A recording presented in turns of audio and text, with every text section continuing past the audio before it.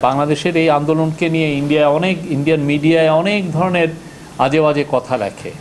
আমার মনে হয় এই ডকুমেন্টারিগুলো ইন্ডিয়ান মিডিয়ার জন্য একটা চপটে দেখাত।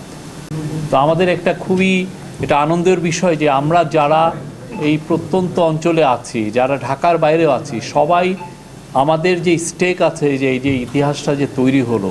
যমুনা ইলেকট্রনিক্সের সুপার এক্সচেঞ্জ অফারে একের ভিতর 3 পুরনো বদলে নতুন নিন যমুনা ইলেকট্রনিক্স। আমরা জানান দিচ্ছি যে আমাদের এই আন্দোলনে আমাদের সবার স্টেক আছে।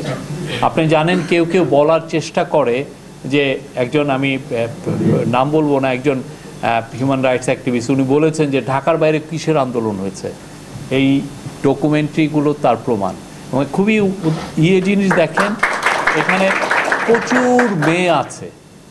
আমি ইসলামী ইউনিভার্সিটিতে যে ডকুমেন্টারিতে দেখলাম, সব জায়গায় যেটা আন্দোলনের একটা খুব বড় জিনিস ছিল, মেয়েরা সামনে আসছে, তারা কিন্তু বুলেটটাকে সামনে নিচ্ছে, যে তারা আন্দোলনের সামনে অগ্রভাগে। আপনি ঢাকায় জাহাঙ্গীরনগর ইউনিভার্সিটিতে দেখেন, ঢাকা ইউনিভার্সিটিতে আমরা একদিন গেলাম, এই যে দিন, আমার 16 তারিখ না 14 তারিখে 15 তারিখে প্রথমের একের পর এক মেয়ে আসতেছে।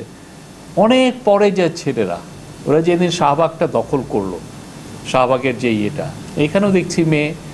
ইসলামী ইউনিভার্সিটিতে মেয়ে আর মেয়ে, একের পর এক, লেয়ার আফটার লেয়ার মেয়েরা আসছে। কি অদ্ভুত একটা, কি মানে অভূতপূর্ব একটা আন্দোলন। এরকম আন্দোলন আপনি সেই অনুযায়ী যদি 90-এর আন্দোলনের দেখেন, আপনি হাতে গোনা মেয়ে পাবেন, খুবই কম, 10 জন 15 জন বা মেবি 100 জন। এইটা মানে বাংলাদেশের এই আন্দোলনকে নিয়ে ইন্ডিয়ান মিডিয়ায় অনেক ধরনের আজে বাজে কথা লেখে। আমার মনে হয় এই ডকুমেন্টারিগুলো ইন্ডিয়ান মিডিয়ার জন্য একটা চপটে দেখাত।